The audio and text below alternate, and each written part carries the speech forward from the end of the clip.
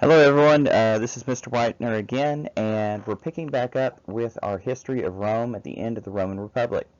So if you recall in our last lecture, we talked about the rise of Pompey. And Pompey was a fairly new kid on the block. He was a rising star as far as being a Roman general, and he had somewhat a part to play in the fall of the rebel Spartacus, the story of the tragic Roman gladiator who he and his slave army were slain by the Roman legion.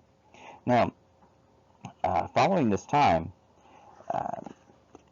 there was a problem once again within the Roman government. Here we have on our map, we have the Roman province in 88 BC. And if you see, there's this island here we've talked about before, the island of Sicily. Now, Sicily is part of the it's a Roman province, and that means it's under control of the Roman people, though they mostly get to handle their own affairs. Well, being a Roman province meant that it had Roman governors, and one of these was named Vera.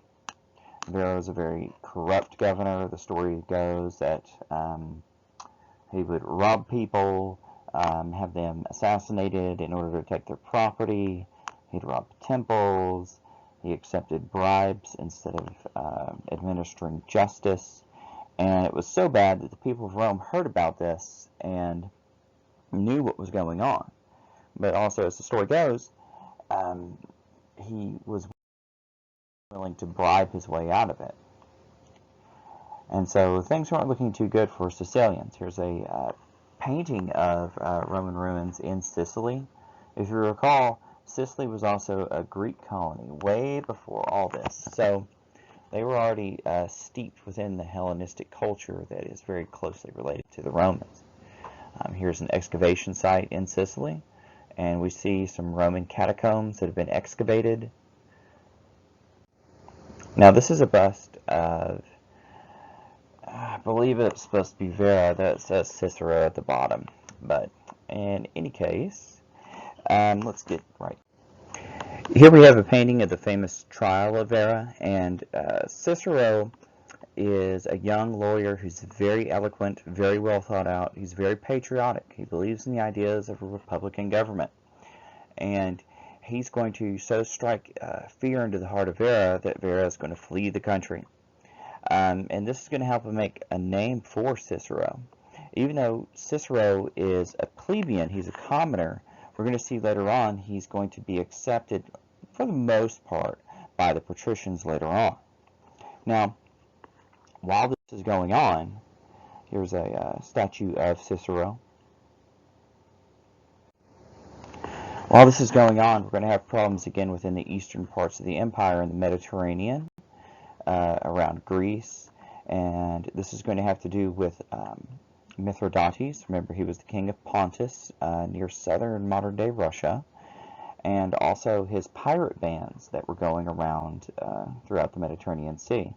If you recall, before their war with Carthage, the Romans were not really a maritime people. They didn't enjoy going out in the ocean or sailing. They're extremely superstitious about the water. So during this time, however, they are going to be very connected to their empire through the ocean, through the Mediterranean Sea. If you recall, they have holdings in all the way around there, especially in Greece. So the Roman people are going to send Pompey, since he was such a famous, successful general. And Pompey is going to be very successful with the pirates, but when he defeats them, he's not going to wholesale slaughter them, which was the standard practice of the time. With, I believe the number was somewhere around 20,000 survivors from the pirates, he's going to send them out through different parts of Rome to live as essentially Roman citizens.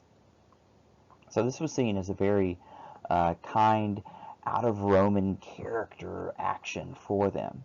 And so this is going to make even more of a name for Pompey. Not only is he wealthy and successful, but he's also merciful. Romans are going to call for Pompey to go fight against Mithridates.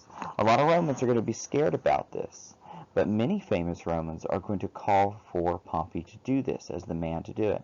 If you recall, Romans were scared of having a citizen become too famous because that could be the first step to becoming a monarchist, a king, and Romans hated that. It was their antithesis. So, even though famous Romans, such as Cicero and Julius Caesar, were calling for Pompey to be the guy to go out there, despite all of his fame and wealth, to put down Mithridates once and for all, they're going to send another guy, this guy here, Lucius Licinius Lucullus, so Lucius Lucius. Well, he's not going to be known as a very good general. He's going to be despised by his men. And wherever he goes, he's going to allow a lot of corruption to go on. Eventually, his own army is going to mutiny against him. That's where your soldiers turn against you and either arrest you or kill you. And so he's going to be removed from office. And despite all the gains he made, they're going to lose him. And so that's where we're going to see, once again, Pompey is going to enter the scene, and he is going to be nominated, as the people wanted, to be the person to go in this problem. We're going to pick up more with this, and also Pompey's entrance into Jerusalem in our next lecture. Thank you.